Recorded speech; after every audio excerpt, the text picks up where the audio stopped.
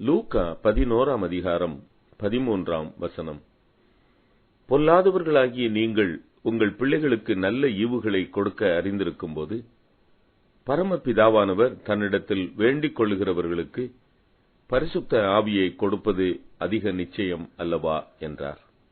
பிரியமானவர்களே, கேளுங்கள் அப்பொழுது கொடுக்கப்படும், தேடுங்கள் அப்பொழுது கண்டடைவீர்கள், தட்டுங்கள் அப்பொழுது திறக்கப்படும் என்று இயேசு சொல்லிக் கொண்டிருக்கும் போது மேலும் சொல்லுகிறதாவது, ஏனென்றால் கேட்கிறவன் எவனும் பெற்றுக் கொள்ளுகிறான், தேடுகிறவன் கண்டடைகிறான், தட்டுகிறவனுக்கு திறக்கப்படும்.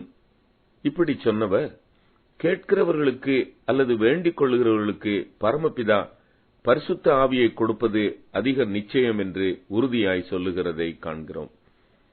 இயேசு உயிர்த்தெழுந்த பின்பு கூடியிருந்த சீஷரையும் அவருக்கு அன்பானவர்களையும் பெத்தானியா வரைக்கும் அழைத்துக் கொண்டு போய் தன் கைகளை உயர்த்தி ஆசீர்வதிக்கும் முன், என் பிதா வாக்குத்தத்தம் பண்ணினதை இதோ நான் உங்களுக்கு அனுப்புகிறேன், நீங்களோ உன்னதத்திலிருந்து வரும் பெலனால் தரிப்பிக்கப்படும் வரைக்கும் எருசலேம் நகரத்தில் இருங்கள்.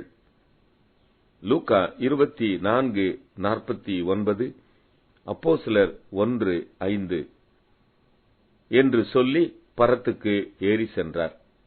பரிசுத்த ஆவியை பெற்றுக்கொள்ள காத்திருக்க வேண்டும், கேட்க வேண்டும், செபிக்க வேண்டும் என்று வேதம் வழிமுறை கூறுகிறது.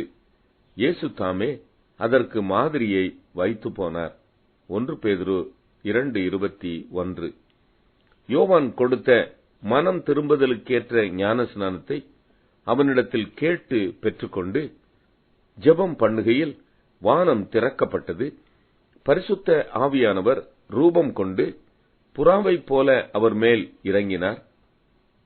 இயேசுவே பரிசுத்த ஆவியை பெற்றுக்கொள்ள வேண்டியது அவசியமானால், அவரை பெற்றுக்கொள்ள இயேசுவே ஜெபிப்பது அவசியமானால், நாமும் அவர் வழி சென்று பரிசுத்த ஆவியின் நிறைவை கேட்டு செபித்து காத்திருந்து பெற்றுக்கொள்வோம்.